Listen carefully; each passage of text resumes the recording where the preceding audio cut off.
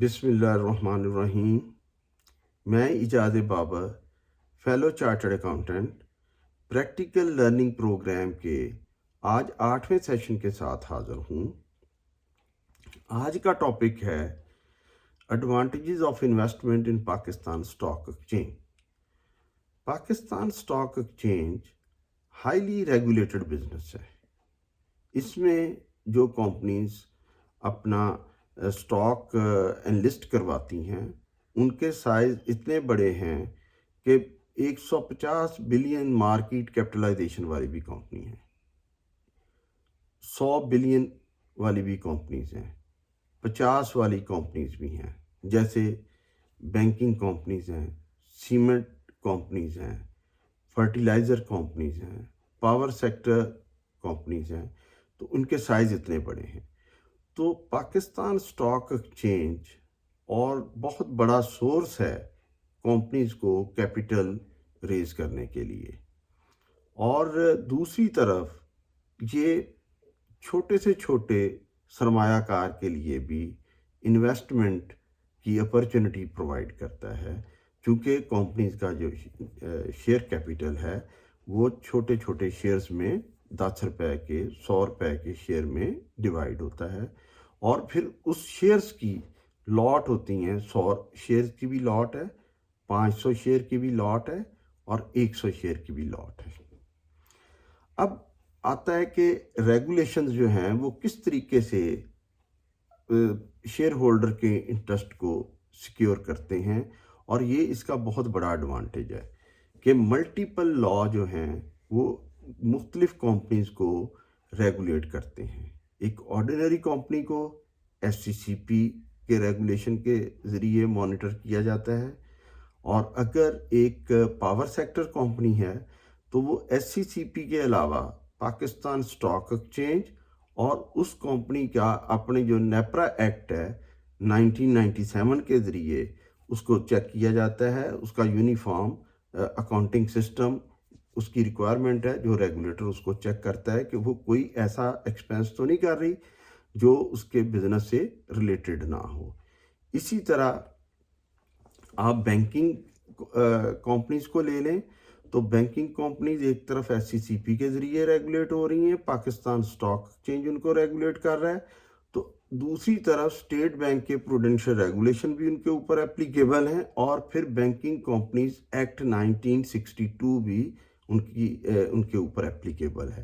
تو اتنی ریگولیشن میں جو کمپنیز کام کرتی ہیں تو ظاہر ہے ان کا کام انتہائی ٹرانسپیرنٹ طریقے سے چل رہا ہوتا ہے نارملی، اور پھر یہ کہ تمام کمپنیز کے آڈٹ جو ہے وہ چارٹرڈ اکاؤنٹنٹ فرمز کرتی ہیں جن کو شیئر ہولڈر اپوائنٹ کرتے ہیں۔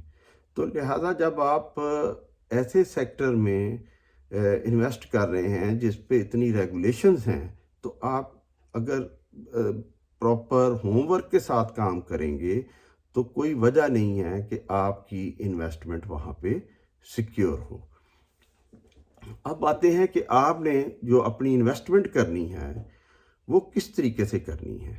تو میں نے آپ کو بتایا کہ اتنی ہائیلی پروفیٹیبل کمپنیز اور ان کے شیئر جو ہیں وہ اتنے سمالر سائز میں ہیں کہ کوئی بھی شخص جس کے پاس 1000 روپیہ ہے وہ بھی اس پروسیجر کے ذریعے جو میں پہلے 2 لیکچرز میں بتا چکا ہوں، اگر اس نے وہ فالو کر لیا ہے تو وہ 1000 روپے میں بھی شیئر خرید سکتا ہے۔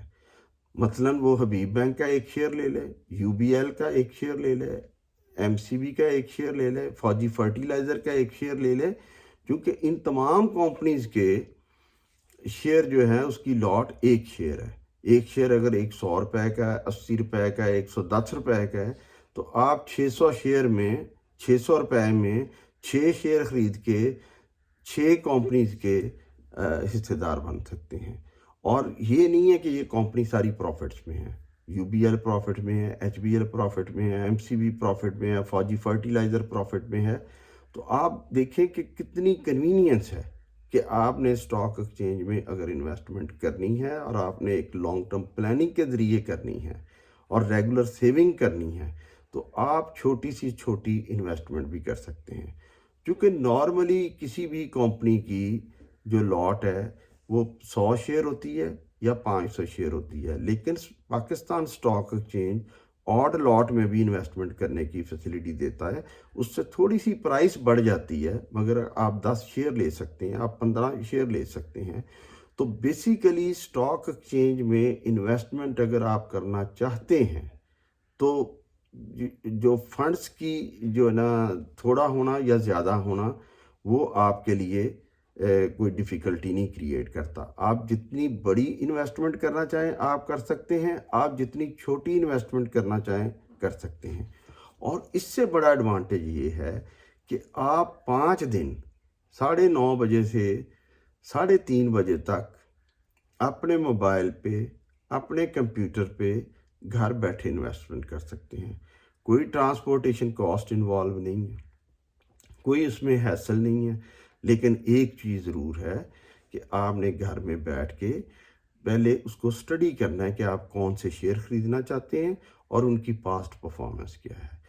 5 साल का डाटा स्टॉक एक्सचेंज की वेबसाइट पे अवेलेबल है।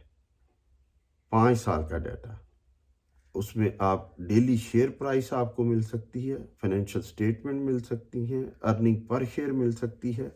तो आपने जब भी इन्वेस्टमेंट करनी है तो आपने देख के करनी है, क्योंकि बाज़ मार्केट में वेरिएशंस होती हैं। क्योंकि स्टॉक एक्सचेंज का जो बिज़नेस है, जैसे कि मैंने बताया कि एक तरफ हाईली रेगुलेटेड है, तो दूसरी तरफ डिमांड सप्लाई इस पे भी एप्लीकेबल है। और इसी तरह पॉलिटिकल स्टेबिलिटी, इंस्टेबिलिटी भी इसको इफ़ेक्ट करती है। इंटरनेशनल फिनोमेना भी इसको इफ़ेक्ट करता है। तो आपने इन्वेस्टमेंट छोटी से छोटी करने का आपको एडवांटेज है, लेकिन उसके लिए स्टडी आपने करनी है, होमवर्क आपने करना है। ये इंतहाई ब्रेनस्टॉर्मिंग वाला बिजनेस है। ये आपकी प्रोफेशनल कैपेबिलिटी को डेवलप करता है। ये आपको कॉर्पोरेट कल्चर का कंप्लीट जायज़ा लेने का मौका फराहम करता है। जब आप एक एक कंपनी को समझना शुरू कर देंगे, फिर आप उनके मज़ीद उस कंपनी की रेगुलेशंस को समझेंगे कि ये कंपनी क्यों, गवर्नमेंट की कौन सी पॉलिसी हैं जिनकी वजह से ये कंपनी आगे जा रही हैं, और कौन सी कंपनी जो हैं वो गवर्नमेंट की पॉलिसी की वजह से हिट हो रही हैं, जिनका बिज़नेस हिट हो रहा है, या जिसमें कोई फॉरेन कंपटीशन नहीं कर पा रही फॉरेन कंपनीज के साथ। तो इस तरह आप जब कॉरपोरेट कल्चर को समझते हैं जो कि बड़ा हाईली रेगुलेटेड है, तो आहिस्ता आहिस्ता आप मुल्क की इकोनॉमी को भी समझना शुरू कर देते हैं। जब आप रेगुलरली इन्वेस्टमेंट करते हैं स्टॉक एक्सचेंज में और कंपनीज को समझते हैं, मुल्क की इकोनॉमी को समझते हैं, तो एक वक्त आएगा कि आप एक इन्वेस्टमेंट एडवाइज़र के तौर पे काम कर सकेंगे। आप ग्रेजुअली अपना नॉलेज बेस बढ़ाते हैं। स्टॉक एक्सचेंज में इन्वेस्टमेंट का इसलिए भी मैं बहुत ज़्यादा मोतक़िद हूँ कि ये एक बहुत बड़ा सोर्स है फंड रेजिंग का लिस्टेड कंपनीज के लिए। लिस्टेड कंपनीज किसी भी साइज़ का कैपिटल रेज कर सकती हैं, subject to their credibility and subject to fulfilling certain requirement. तो जब पाकिस्तान का स्टॉक एक्सचेंज इस तरीके से ग्रो करेगा तो मुल्क की इकोनॉमी ग्रो करेगी। जब मुल्क की इकोनॉमी ग्रो करेगी और लोग इन्वेस्टमेंट करेंगे, तो पाकिस्तान में हम कोई भी बड़ा प्रोजेक्ट जो है वो स्टॉक एक्सचेंज की एक लिस्टेड कंपनी के ज़रिए शुरू कर सकते हैं, क्योंकि यहाँ कैपिटल रेज करना कोई बड़ा इशू नहीं है। 5,000 रुपया हर बंदा इन्वेस्ट कर सकता है, 10,000 हर बंदा इन्वेस्ट कर सकता है। उसे सिर्फ ये श्योरिटी होनी चाहिए कि वो 10,000 भी लगाए तो उसे रीजनेबल रेट ऑफ रिटर्न मिले, वो 1,00,000 रुपया भी लगाए तो उसे रीजनेबल रेट ऑफ रिटर्न मिले, वो 1 करोड़ रुपया लगाए तो उसे रीजनेबल रेट ऑफ रिटर्न मिले। तो इस तरह पाकिस्तान स्टॉक एक्सचेंज किसी मुल्क की इकोनॉमी को टर्न अराउंड कर सकता है और आप उसमें अपना एक रोल अदा कर सकते हैं। एक इसमें और मेरी रिक्वेस्ट है कि आपने जब भी स्टॉक एक्सचेंज में इन्वेस्टमेंट करनी है तो आपने अपना एनटीएन ज़रूर इशू करवाना है और अपनी रिटर्न ज़रूर फाइल करनी है। बेशक थोड़ा सा टैक्स जमा करवाएं, मगर आपको फाइलर होना चाहिए। इसका फ़ायदा ये होगा کہ آپ کی ڈیویڈنڈ انکم پہ انکم ٹیکس کی ود ہولڈنگ 15% سے ہوگی، ادروائز یہ 30% پہ چلی جائے گی۔ اسی طرح جو کیپٹل گین ہے وہ بھی ٹیکسیبل ہے، اس پہ بھی آپ کو فرسٹ ایئر میں اگر آپ کیپٹل گین حاصل کر لیتے ہیں، آپ سیکیورٹی لے کے بیچتے ہیں، ڈیویڈنڈ بھی کمایا اور کیپٹل گین بھی کمایا، تو کیپٹل گین پہ بھی آپ کو 15% ٹیکس ہے، مگر جب آپ 1 سال اس کو ہولڈ کریں گے تو وہ ٹیکس آپ کا 12.5% رہ جاتا ہے، دوسرے سال اور کم، تیسرے سال اور کم، 5ویں سال یا 6ٹھے سال جا کے وہ زیرو ہو جاتا ہے۔ تو اس لیے آپ نے 2 طریقے سے ملک کی اکانومی میں اپنا رول ادا کریں گے۔ ایک آپ اپنی انویسٹمنٹ کریں گے اور ریگولر بیسس پہ کریں گے، آپ اپنی فائنینشیل اسٹرینگتھ کو بڑھائیں گے، دوسرا ملک کے اسٹاک ایکسچینج کو پروموٹ کریں گے، تیسرا آپ گورنمنٹ کو ٹیکس دیں گے جو کہ نارملی انسان اوائڈ کرتا ہے، لیکن اس سیکٹر میں آپ کو ٹیکس پیئر بننا بہت ضروری ہے۔ تو میرا یہ جو سیشن ختم ہوا، اور میں سمجھتا ہوں کہ پاکستان اسٹاک ایکسچینج اتنا بڑا سیکٹر ہے کہ اس میں 10 منٹ کے 8 منٹ کے 3-4 لیکچر سفیشینٹ نہیں ہیں۔ میں نے کوشش تو کی ہے کہ میں پریسائزلی جتنی بھی چیزوں کو کور کر سکتا ہوں میں اس کو کور کروں، جو کمی رہ گئی اس کو میں کسی لیٹر سٹیج پہ دوبارہ کور کروں گا۔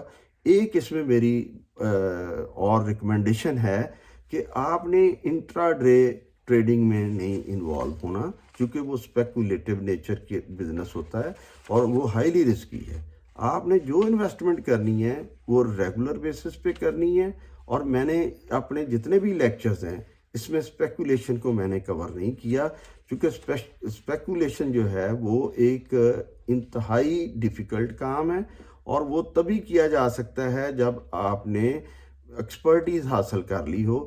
تو اس لیے یہ ایک ایکسیپشن ہے میرے تمام لیکچرز میں کہ آپ نے اسپیکولیشن نہیں کرنی، آپ نے ریگولر اور سالڈ انویسٹمنٹ کرنی ہے، کیونکہ بے شمار کمپنیز جو ہیں اگر آپ ان میں انویسٹمنٹ کرتے چلے جائیں گے تو آپ اگر 25 سال کی عمر میں شروع کر دیا آپ نے انویسٹمنٹ کرنا، اور 50 سال کی عمر تک آپ انویسٹمنٹ کرتے گئے اور درمیان میں آپ نے وڈرا بھی کر لی انویسٹمنٹ، تو آپ کو کبھی بھی اس میں نقصان نہیں ہوگا، کیونکہ آپ نے جب ڈیسیجن، جیسے آپ پراپرٹی کے لیے ڈیسیجن لیتے وقت ہر چیز چیک کرتے ہیں کہ اس کی ایکسیس ہے پراپرٹی کی، اس میں امینٹیز ہیں، اس کی جو ہے لوکیشن کیا ہے، اسی طرح شیئر کی انویسٹمنٹ کے لیے بھی آپ اگر یہ ساری پریکاشن کر کے چلیں گے تو آپ کو کبھی اپنے انویسٹمنٹ ڈیسیجن پہ پچھتانا نہیں پڑے گا۔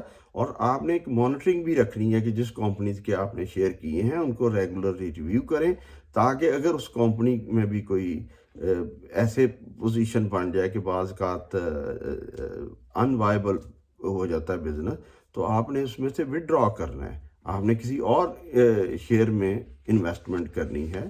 تو میں آج کی جو ہے اپنے سیشن کا اختتام کرتا ہوں، اور آپ سے ریکویسٹ کرتا ہوں کہ میرا چینل جو ہے وہ آپ سبسکرائب کریں، اور اگلے سیشن میں میں انشاءاللہ مختلف ٹیکسیشن کو کور کروں گا، اور اس کے بعد میں نے امپورٹ اور ایکسپورٹ کی کاسٹنگ کو کور کرنا ہے۔ تو میرے پاس بہت سے لوگوں کی سجیشنز ہیں ٹاپک کے حوالے سے، جو کہ میں اگلے لیکچرز میں آپ کے ساتھ انشاءاللہ کنٹینیوسلی شیئر کرتا رہوں گا۔ اللہ حافظ۔